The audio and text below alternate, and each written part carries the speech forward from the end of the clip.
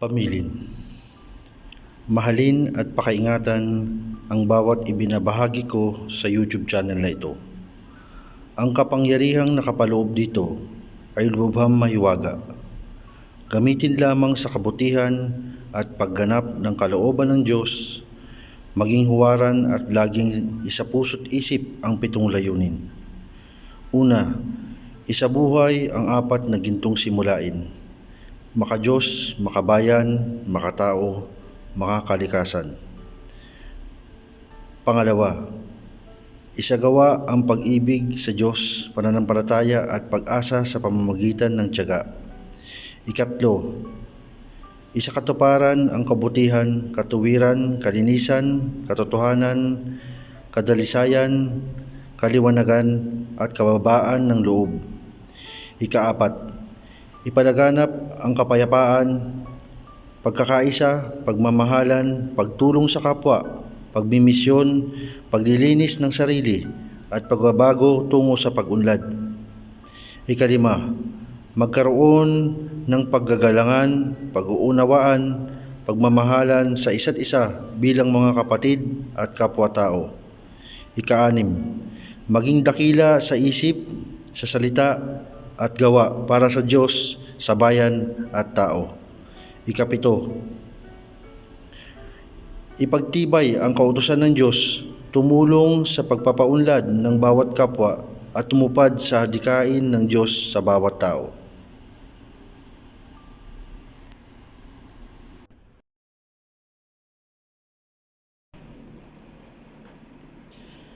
Magandang araw po sa inyong lahat. Ito na naman pong muli si Maestro Virgo, also known as Commander Sator ng Sator Coronados, na muling nagbabalik upang magbahagi sa inyo ng mga aking personal na karanasan patungkol sa ating pag-i-spiritual na gamutan sa ating mga taong ating nakakasalamuha na hindi natin kilala, na kung saan dumating sa ating kung saan dumating ang pagkakataon na sila ating makadaupang palad. Una sa lahat ay nagpapasalamat ako sa Diyos Amang makapangyarihan sa lahat, sa kanyang gabay sa atin sa pang-araw-araw, sa lahat ng biyayang ating natatanggap. At salamat din sa mga sumusuporta sa ating YouTube channel at ang ating nabuong Spiritual Warriors Group. Salamat din sa inyo. At pinagpapasalamat ko lahat na ito sa aking mga gawain sa pang-araw-araw, sa Diyos Amang makapangyarihan sa lahat, na walang iba kundi siya lamang at ang kanyang walang kapantay na pangalan, at anumang kapangyarihan ay pinagkaloob sa atin ay para sa kanya lamang magmumula ang lahat ng ito. Ang aking ibabahagi sa ngayon ay patungkol sa isang kwento.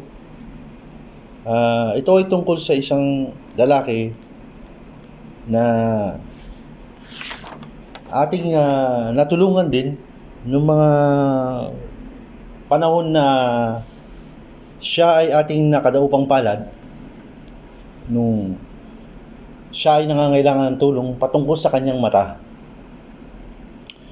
Nangyari ito siguro mga 1 taon na rin ang nakakaraan nung siya ay aking makilala sa lugar kung saan ako ay napadpad sa kabukiran. Lingid sa inyong kalaman, ako rin ay namasyal kasi kami ng aking pamilya, kasama ng aking asawa at ang aking biyenan po. Diyan sa may lugar, diyan sa may bandang norte, na kung tawagin nilang ay Boracay of the North. Kung siguro, kung mapapansin nyo, mayroong lugar dyan sa bandang norte, somewhere in Pangasinan, na meron dyan lugar na kung tawagin ay Boracay of the North. Napakagandang lugar niyan.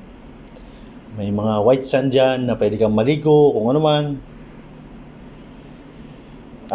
Di nangyari. Umuwi na kami sa lugar namin. Pagkayari na yung maligo doon, namasyal sa Boracay of the North. Doon kami na malagi muna sa may lugar ng bukid ng tiyahin ng aking misis. Doon sa bukid na yun, meron silang bahay-bahay doon. O tinayong bahay doon na pwedeng pamahingahan. At may nagbabantay doon yung kanyang tsuhin ni Mrs. Pag-aari yun ng uncle ni, ay ng tiyahin ni Mrs. ko. So yung uncle niya ang caretaker noon. Siyempre kami ay namasyal doon, maraming tao, maraming kapitbahay ang natuwa, pumasyal din yung iba doon. Sa hindi inaasahang pagkakataon, nasumpungan ko itong tao na to. At ang pangalan niya ay si Michael. Itong si Michael, lingid sa kalaman ng iba, si Michael ay naging anak-anakan ng aking biyanan nung siya ay magsimula 1 taon hanggang 5 taon. Siya ay inalagaan hanggang sa makaabot siya hanggang 9 years old nung kuhanin na siya ng kanyang tunay na magulang. Dahil nga siguro sa kahirapan ng buhay, inalagaan ng aking biyanan ito si Michael. Tinuring din ng aking asawa na siya ay bunsong kapatid sapagkat iisa lang naman ni Mrs. ko na anak ng kanyang ina. So tinuring niya ring bunsong kapatid si Michael. Bagamat may kuya rin si Mrs. na mas matanda sa kanya, ay tinuring niyang kapatid to si Michael. Parang kapatid din. So makatawid, correct ko lang, dalawa pala si Mrs. ko sa yung kuya niya na magkapatid.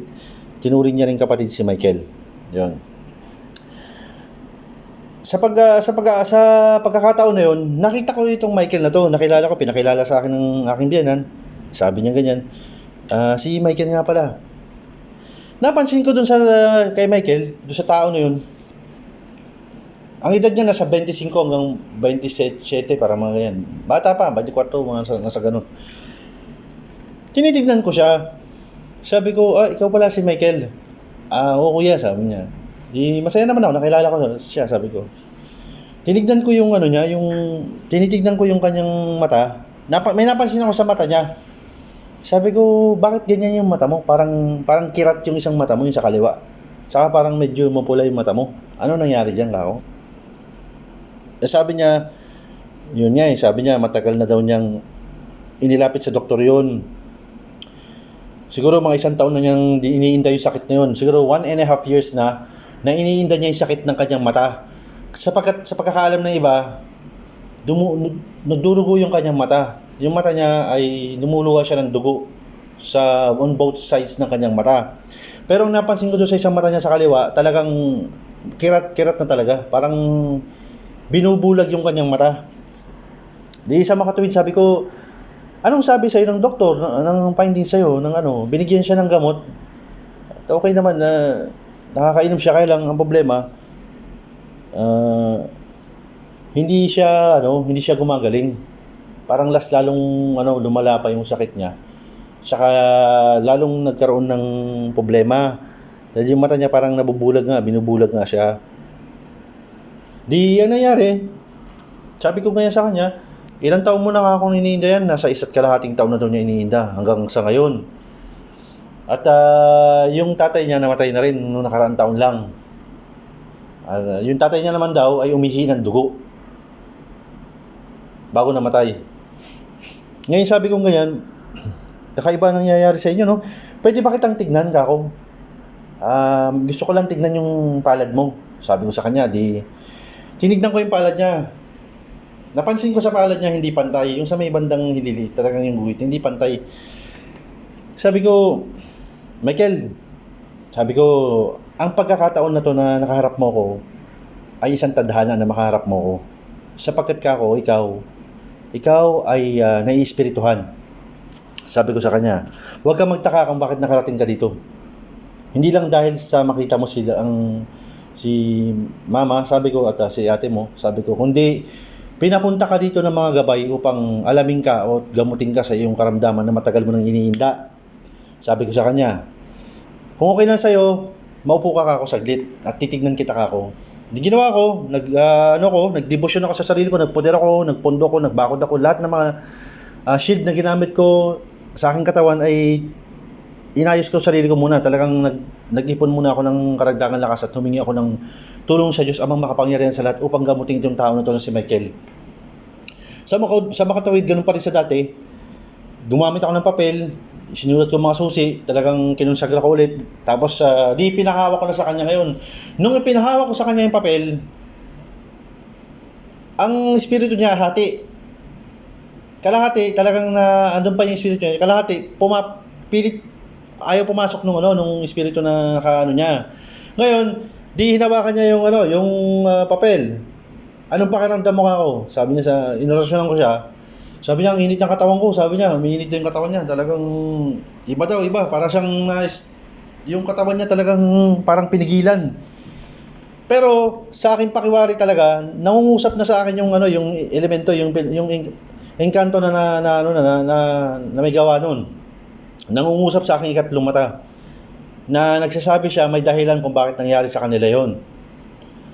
So, sa makatawid, sige, sabi ko, kinausap ko, sa aking isip, sa ikatlong mata ko, nangusap ako sa kanila, sa aking balintataw na kinausap ko, ang sabi ko, anong dahilan, bakit mo sinaktan tong mata, bakit mo binubulag tong mata ng tao na to? Yun nga, nabanggit sa akin nung mismong engkanto, nung elemento na nandoon, na sila daw ay nasagi sa kadahilan na may nasaktan sa kanila, na miyembro ng kanilang pamilya. Para sa kaalaman ng lahat, kapag nasa probinsya ka, ang lugar kung saan nagliligpit ng plato, ang tawag yan sa bandang norte ay parang banggera. Banggera sa salitang ito ay kung saan pwede ka magligpit ng plato, maghuhugas ka doon. Ang tubig na pinagkukuhanan nila ay poso. Yung poso kung saan magigib ng tubig doon, o minsan naman balon, doon ibinubuhos sa planggana yung tubig, sa may lalagyan sila ng tubig, inilalagay doon, nagdilipid ng plato. Pagkaya rin nila mag-uus ng plato, o kay mag-ano man, kung anong may ginagawa, kahit gabing-gabi na, tinatapon, sinasaboy sa paligid. Yun ang pagkakamali ng ibang tao. Para sa kaalaman ng lahat, nais kong ito ay isang aral para sa lahat. Mamaya ko sasabihin ko anong aral. Di yan nangyari, sabi ko sa kanya, pwede bang pakawalan mo to? Alisin mo sa kanya yung nilagay mo sa mata niya. Nangungusap ako sa kanya. Sabi niya, aalisin daw niya, kaya lang gusto niya makita kung talagang taos puso yung paghingi ng tawad din nila Michael. Dahil may nasaktan nga sa kanila, may nasaktan sa kanilang miyembro ng kanilang pamilya. At isa din sa dahilan yun kaya bakit nawala yung kanyang ama, yung ama ni Michael, sapagkat marami silang tinamaan sa lugar na yun. Kahit yung kanyang ama ay may tinatamaan din sa lugar na yun. Di sabi ko sa kanya, sige, gagawin ko ang lahat para makita mo na sincero ang kanilang pagiging ng tawad sa anuman nangyari sa inyo. Di yun nga, ang nangyari, ang ginawa ko, inorasyonan ko yung tubig at pinainom ko kay Michael tubig, tapos inorasyonan ko yung kanyang mata, yung dalawang mata niya. Nag-orasyon ako doon at humingi ako ng kagalingan sa Diyos Amang makapangyarihan sa lahat, kasama ang aking mga gabay, upang ibalik ang paningin ng kanyang mata at manumbalik yung forma ng kanyang mata, mawala yung pagkakakirat niya. Kasi kirat yung kanyang mata, yung kaliwang mata eh. Saka mapula talaga yung mata, ibang-iba sa normal na mata ng isang tao. Saka ako hinipan ngayon yung mata niya, yung mga mata niya ng 3 beses. Hinipan ko ng gano'n. Nung hinipan ko ng gano'n na, tapos ko ng orasyon, tapos hinipan ko 3 beses. Ang nangyari, nagtaka sila yung nasa paligid mga nanonood. Kasi may mga nakamasid din eh. Napansin nila yung mata ni Michael, bumalik yung mata ni Michael na wala yung pagkakirat. Pero yung pula nandoon pa rin kahit konti, nandoon pa rin. Kasi sapagkat si Michael kasi nagdaan noong mga nakaraang linggo, naluha pa rin siya ng dugo. Nakakaramdam siya ng ganoon. Di ang nangyari, kahit kung siya ginamot sa ganoon, dahil yung findings niya, hindi malaman kung anong findings talaga. Saka yung kanyang daliri talagang hindi pantay talaga. Di yun na nga nangyari, di sabi ko sa kanya, itong papel na to, hawakan mo to, itago mo to, at huwag mo iwawaglit sa katawan mo para hindi ka na nila lulubayan ka na nila. At nakiusap na rin ako sa kanila. Ngunit may kailangan kang gawin ka ako. Ito ang gagawin mo ka ako. Ang una mong gagawin ay sabi ko sa kanya, dahil nakasakit ka ako, ay makiusap ka sa paligid. At bukod doon ay mag-alay ka ng isang panalangin kung saan may tinamaan doon. At magkatay ka ako ng manok, tapos magluto kayo ako ng masarap na pagkain. Mag-iwan ka lang ako kahit ng konting ulam lang sa isang bao o sa isang lalagyan lang. Na kahit paano parang pinaka-peace offering mo sa kanila. At para lubayan ka na ng mga ganitong uri ng elemento. At nung sinabi ko yon, meron ka pang kailangan gawin ka ako, sa loob ng 5 hanggang 7 araw, magtatalaga ka ng isang gatang na bigas na ibubudbud mo sa palibot ng iyong bahay tuwing alas 5 ng hapon upang itaboy kung ano man yung mga elemento na nais pang makapasok sa bahay nyo. Sapagkat ang lugar ninyo ay matilo ka ako yung lugar ninyo. Marami ka akong nakamasid sa inyong paligid ng mga elemento na hindi lang yun ka ako yung nasaktan nyo, marami pang mga nag-aabang sa paligid na gusto makapasok sa lugar nyo. Kasi parang yung lugar nila kasi parang portal. Mayroong parang lagusan doon na labas-pasok yung sino mga elemento. Para sa kaalaman ng lahat, yun yan, nawala yung ni Michael, yun sa kanyang mata, yung pagdurugo ng mata, saka yung pagkakirat ng mata niya, nawala. At yun nga, biniling ko sa kanya yung mga bagay na yun, na kailangan niyang magluto ng isang masarap na ulam, yung like, magkate siya ng manok o kung ano man. Magbigay siya ng konting ulam sa isang parang peace offering lang. Dahil nga siya ay nakasakit kasi sila talaga sa totoo lang. Tapos yung kada hapon, na 5 beses hanggang 7 beses na every alas 5 ng hapon, magsasaboy ng butil ng bigas sa paligid ng bahay. Laging ganun gagawin sa tuwing hapon at magdarasal siya na lubayan na kung ano man yung humingi ng patawad o magsorry siya sa mga hindi sinasadyang pagkakataon na yon. Ngayon, para sa kaalaman ng lahat, ito ang nais kong iparating sa lahat na isang mensahe na kahit tayo ay mortal, may mga bagay-bagay na katulad ng mga elemento, mga engkanto, o kung anumang nilalang na nilikha rin ng Diyos ang makapangyarihan sa lahat, kasama sa mga nilikha, ay kailangang irespeto rin natin yung mga yan.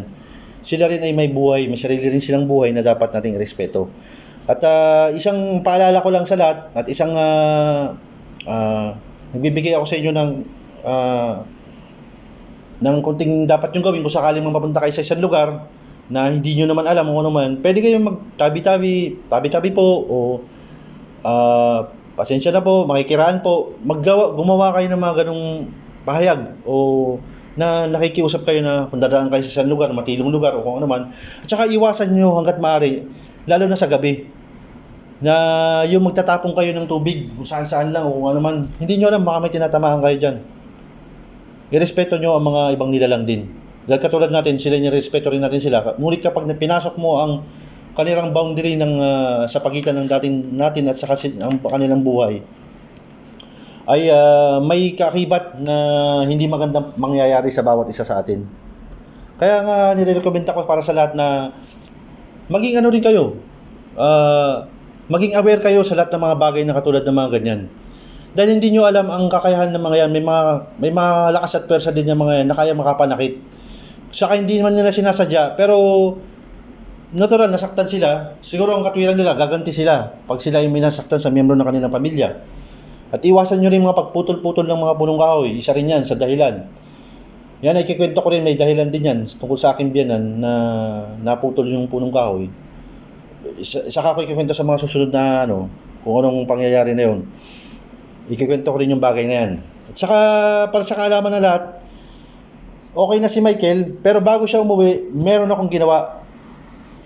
Binigyan ko siya ng isang tela na may sulat ng Pelandrom ng Sator Arepo Tenet e Prerotas na kanyang ilalagay sa kanyang bahay, sa pintuan niya at sa bintana. Binigyan ko siya ng 4 na peraso.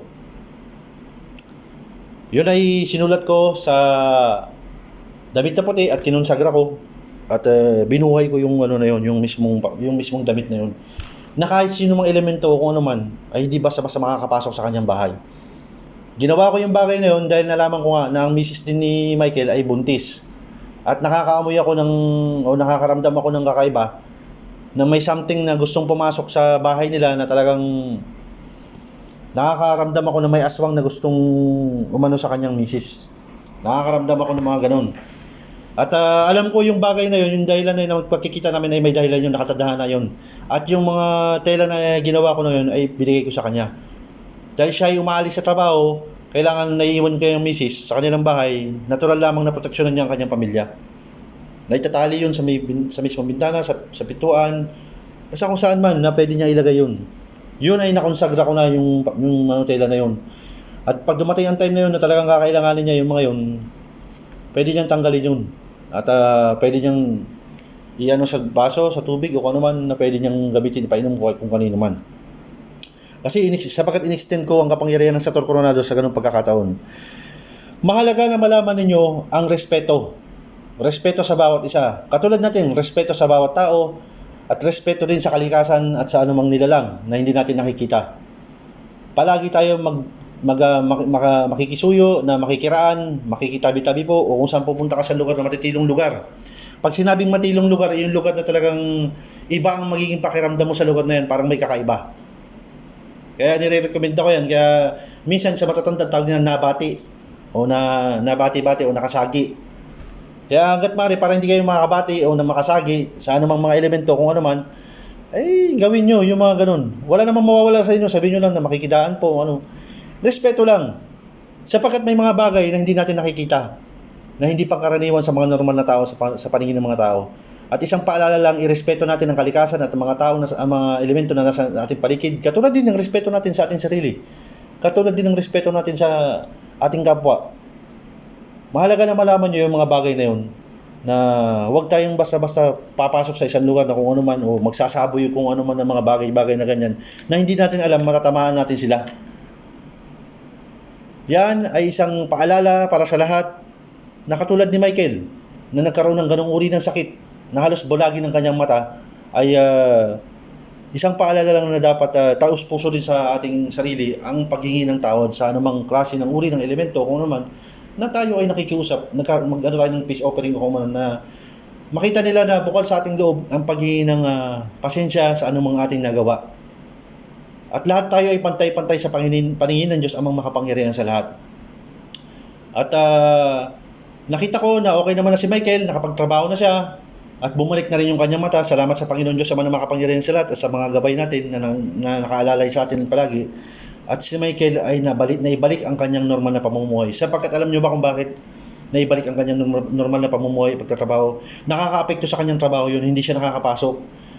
Magugutom ang kanyang pamilya dahil nga sa nangyayaring gano'n, nagkasakit siya. Hindi siya makapasok na normal sapagkat siya isang security guard siya para sa kaalaman ng lahat. Kaya nung time na yun, nagpasalamat ako sa Panginoon Diyos sa mga gabay at yun ay magsilbing aral para sa lahat. Ang aral dito ay yun nga, sabi ko nga, na irespeto natin ang lahat ng mga nilalang sa paligid na hindi natin nakikita. Hindi porke hindi natin nakikita, magsasawalang bahala na lang tayo. Hindi natin ang alam ang kahihinat na natin sa mga ganyang mga lugar. At muli, ako si Maestro Virgo, also known as Commander Sator ng Sator Coronados. Nagpapasalamat sa inyo sa pakikinig nyo sa mga binahagi ko ngayon patungkol sa kwento sa mata ni Michael na dumurugo o nagpadurugo ng kanyang mata. At para sa lahat, ang paggaling ng isang tao ay kailangan hindi man instant yan. Kumbaga sapagkat ito paalala ko lang sa ibang mga tao guys, sana naririnig nyo rin kung sino man kayo, kung ano man. Ang paggaling nyo ay hindi instant yan. Hihingin natin ang paggaling nyo sa Diyos amang makapangyarihan sa lahat. Ngayon may mga bagay na hindi pinagkakalob sa inyo o hindi agaran, maaaring may problema sa inyong pag-uugali, sa inyong attitude o kung ano man, o yung sa inyong pakikipag-usap sa Diyos amang makapangyarihan sa lahat. Huwag niyong sisisihin o kung ano man o naiinip kayo, natatagalan kayo sa pagdating ng agarang tulong na kakailangan ninyo sa inyong sarili. Tanungin niyo rin muna ang sarili niyo, may problema ba sa akin? Bakit hindi dumalangin ako, hindi man dumating agad o ganito? At huwag maging mainipin. Hindi instant ang lahat, tandaan nyo yun. Walang instant na ganun. Kung kinakailangan dumaan ka sa proseso, mapalad na ng ilan sa inyo. Sapagkat minsan nagbabato ako ng mga simpleng orasyon na pinagkakaloob ko. Pag nakikita ko na kailangan nyo, ipagpasalamat nyo na lang yung pagkakataon na yun. Ngunit minsan sana lang yung iba ay huwag gawing biro ang mga bagay-bagay at maging hindi na ako mismo ang kausap nyo. Ang kausapin nyo na mismo ay yung Diyos Ama na makapangyarihan sa lahat. Doon na kayo hihiling ng mga bagay na yun.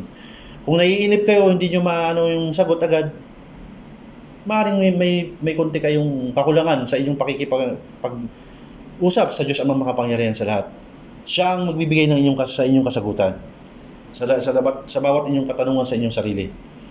At muli, nagpapasalamat ako sa inyong lahat at sana suportahan nyo ang ating grupo, Spiritual Warriors Group ng Sator Coronados para sa ating layunin sa pangkalahatang pagbabahagi ng tulong, mapa-spiritual man yan o physical, ang layunin ng ating grupo. At para sa lahat ng mga subscribers, mga supporter, maraming salamat din sa inyo. At hindi dahil sa inyo, wala itong channel natin, at hindi rin tayo makakabuo ng anumang layunin para sa ating kababayan na nangangailangan ng tulong. At sana ang aral na ito ay pagkakaroon ng respeto sa bawat isa. Mapa hindi man nakikita o nakikita ng mga elemento o nilalang o katulad natin, ay irespeto rin natin sa ating kapaligiran. Maraming salamat po sa inyo lahat.